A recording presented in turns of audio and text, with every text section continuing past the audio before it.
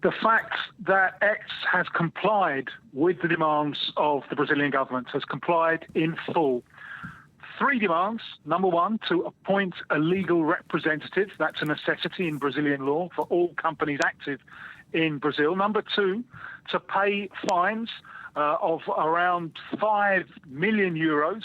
And number 3, to block profiles of users who have consistently spread fake news, especially fake news about the last Brazilian election. So X has climbed down on all of those points, complied with the demands of the Brazilian government, and as such, X is now being activated.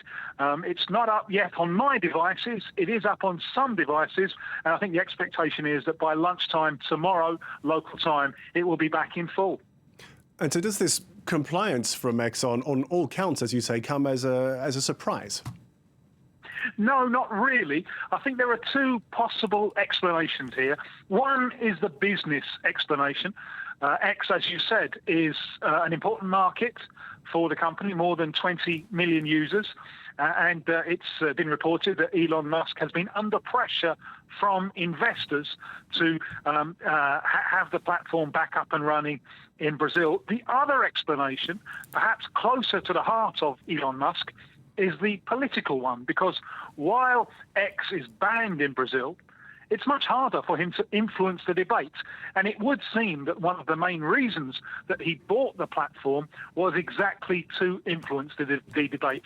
He's been very active on his own X account, promoting the far right, promoting President Milei in Argentina. He's behind the campaign of ex-President Trump in the United States. And of course, he's been an ally of the former President Bolsonaro in Brazil.